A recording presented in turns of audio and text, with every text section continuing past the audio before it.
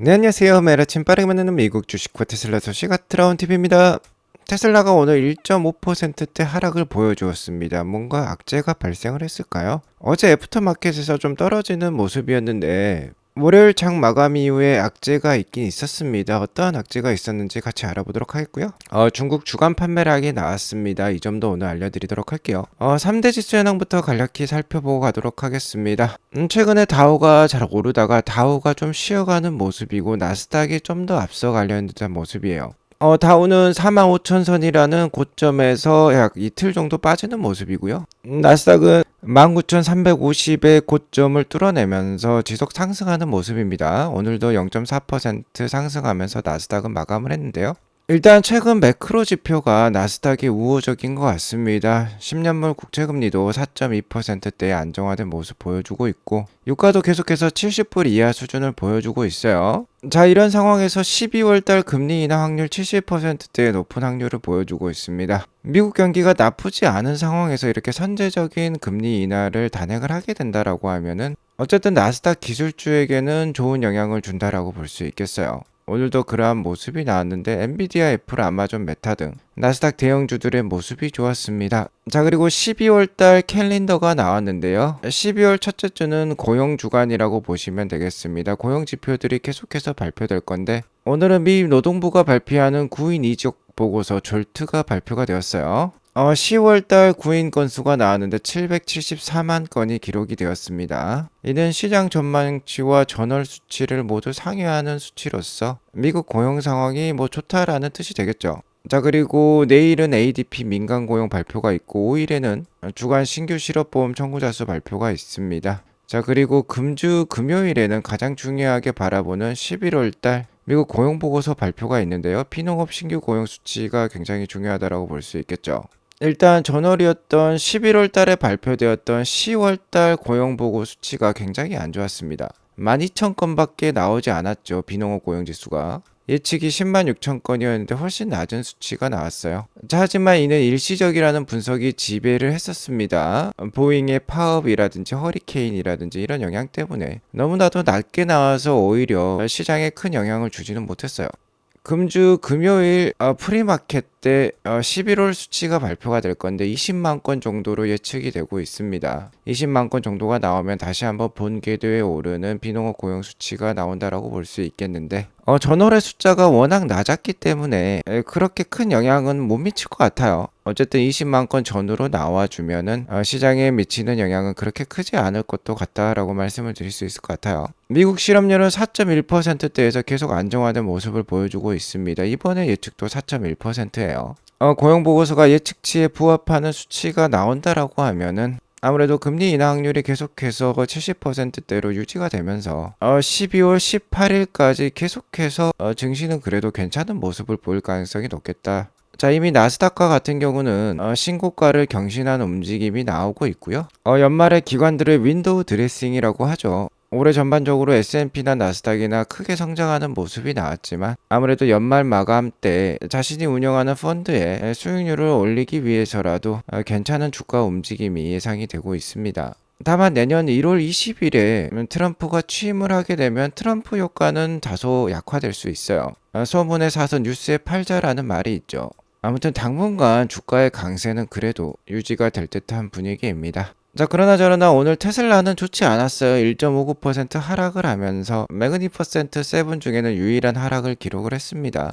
자, 하락률은 1.59%로서 그렇게 크지는 않았어요. 즉 오늘 악재가 나오긴 했지만 그 악재에 따른 영향은 큰 영향은 없었다라고 볼 수 있겠습니다. 자, 대부분의 테슬라 투자자분들이 이미 인지하고 계실 거예요. 어제 장 마감 이후에 애프터아워에서 이미 하락세를 보여주었던 테슬라인데요. 아무래도 델라웨어 판사가 일론 머스크의 급여 패키지를 다시 거부한 것 같다라는 뉴스가 나왔습니다. 실제로 델라웨어 맥코믹 판사죠. 자, 바로 이분이 되겠습니다. 다시 한번 12월 3일 월요일 장 마감 이후에 올해 1월달 테슬라가 패소 판결을 했었죠. 일론 머스크 CEO 보상 패키지가 1심에서 패소가 되었었는데 다시 한번 12월 3일에 1월 판결에 대해서 원심을 확정시켰습니다.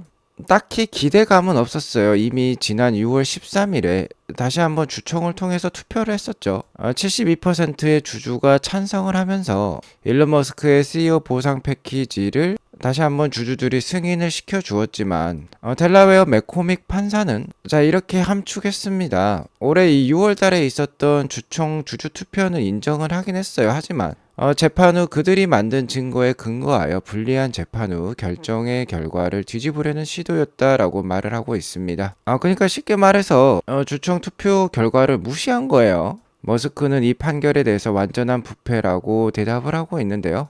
테슬라 공식 X 계정에서 공식 성명서를 냈습니다. The court's decision is wrong and we are going to appeal.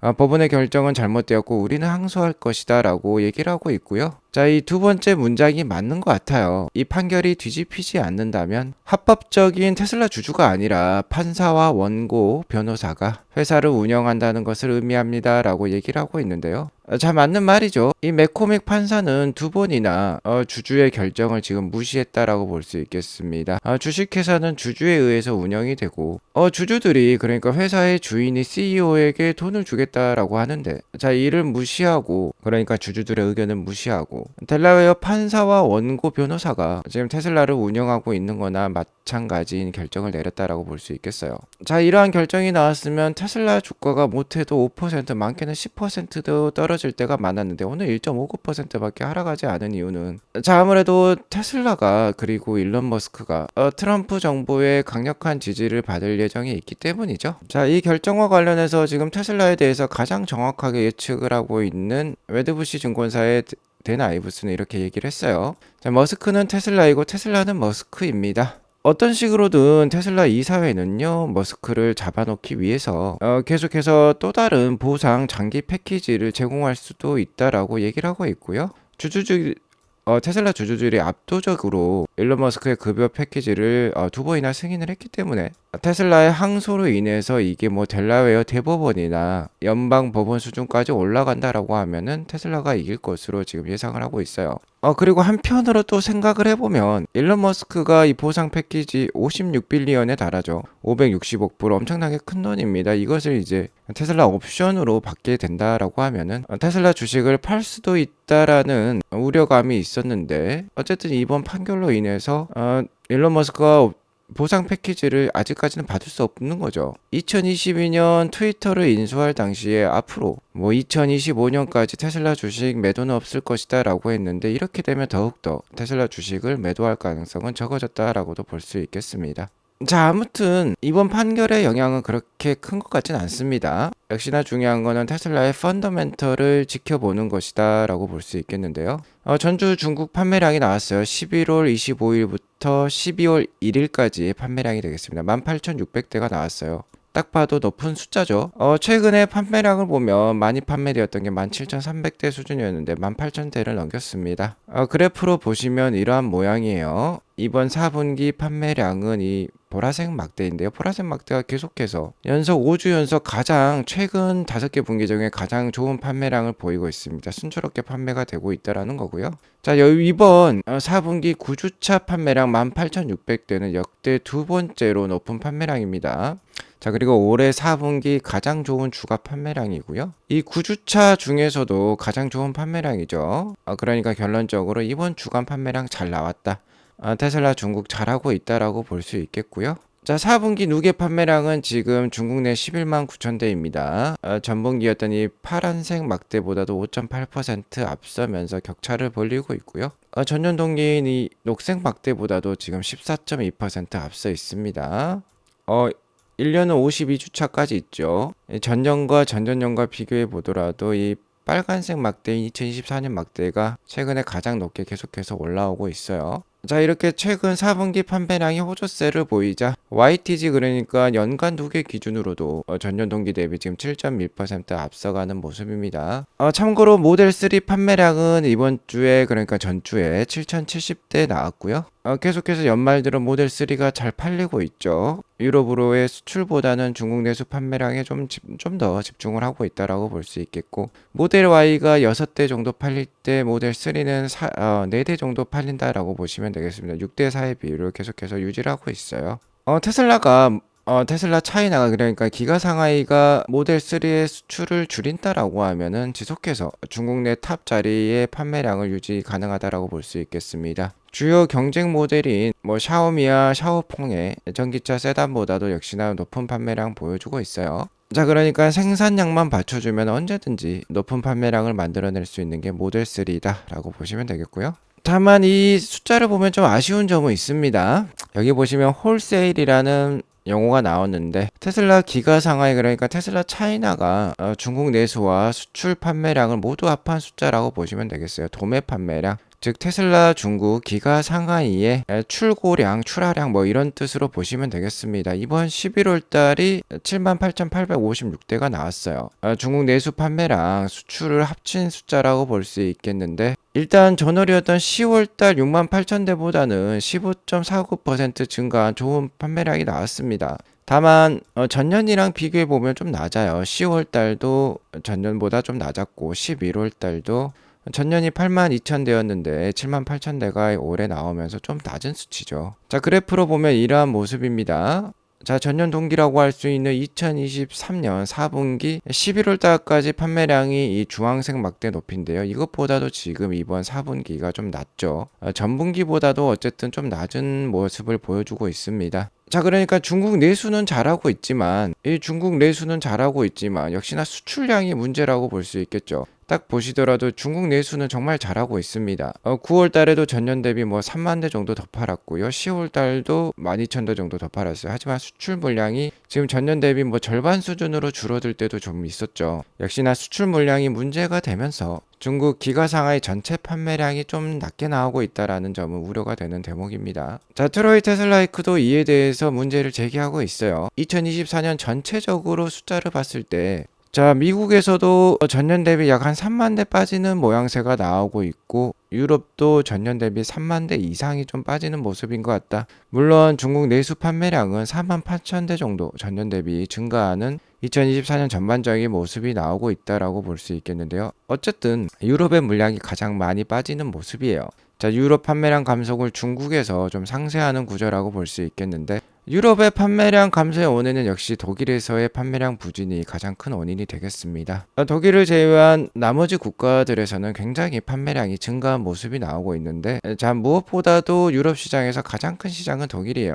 유럽 판매 감소의 70% 부분을 차지하는 게 독일입니다. 자, 전년 판매량 보시면 굉장히 좋죠. 하지만 2024년 들어서 뚝 떨어진 모습이에요. 자, 거의 전년 대비 올해 2024년 독일 판매량이 약 40% 가까이 감소했다라고 볼 수 있겠습니다. 자, 감소한 이유는 역시나 보조금 감소 때문이에요. 올해 1월달 들어서면서 전격적으로 전기차 보조금이 없어졌습니다. 전기차 보조금이 줄어들자 뭐 폭스바겐 같은 기업들도 지금 굉장히 큰 어려움에 처했죠. 자국 전기차 산업을 살리기 위해서라도 7월달에 보조금 정책을 재개를 했어요. 자, 하지만 테슬라에게는 좀 차별적인 정책이 나왔습니다. 독일에 위치하고 있는 기가 베를린에서는 모델 Y만 생산하고 있고 모델 Y는 독일에서 가장 인기 있는 차량인데 모델 Y의 가격이 44,990유로예요. 자, 하지만 보조금은요 4만 유로 초과하는 차량에 대해서는 여전히 중단되어 있는 상태입니다. 그러니까 모델 Y는 받을 수 없는데요. 모델 3 RWD만 지금 받을 수가 있어요. 자, 그러니까 웃긴 상황이죠. 모델 Y만 지금 기가베를린에서 생산을 하고 있는데 독일 자국 내에서는 지금 판매하기 어려운 상황인 것입니다.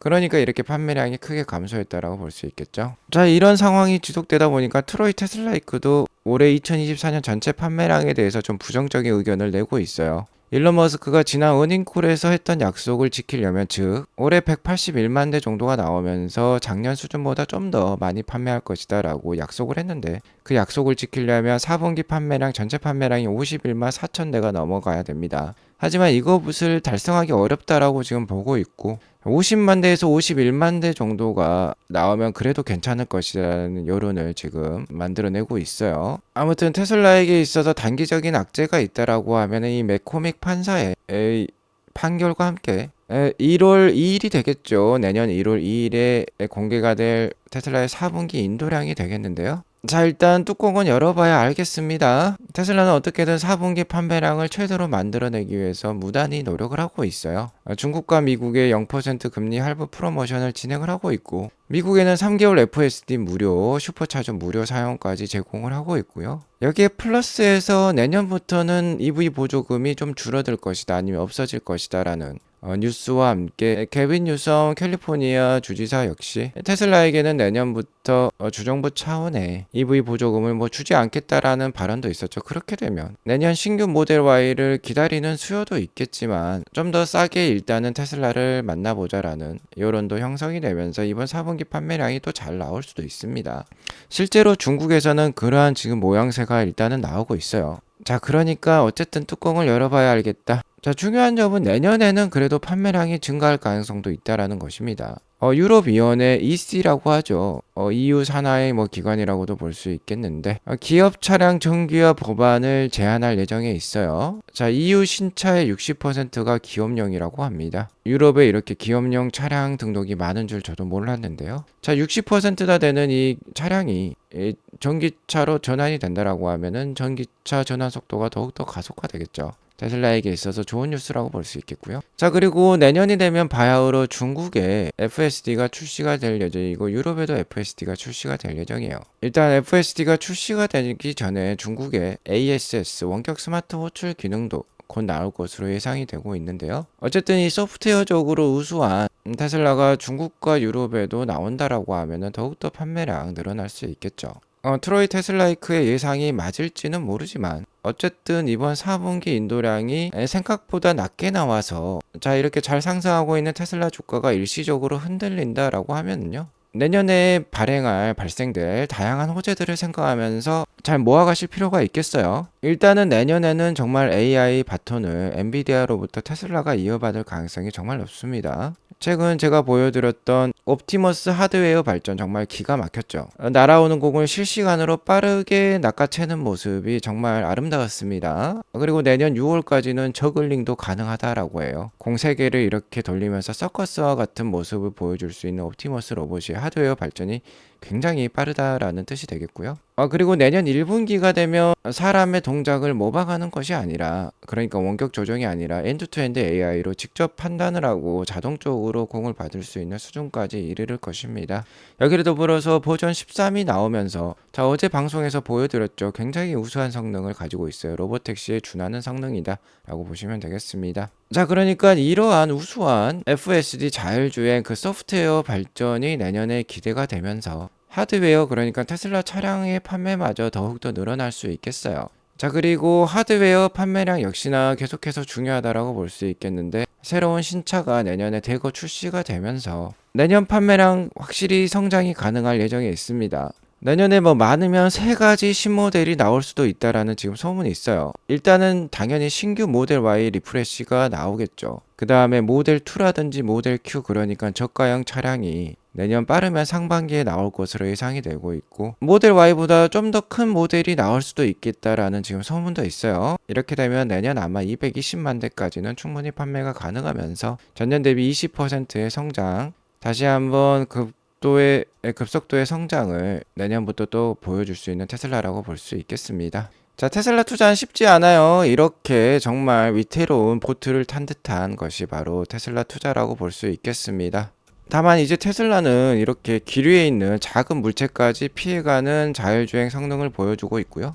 길 위에 어떠한 상황을 만나도 완벽한 자율주행을 보여주고 있습니다. 이렇게 좁은 도로에서도요, 마주오는 차량을 정확히 인식하면서 피해가는 안전한 자율주행 성능을 보여주고 있어요.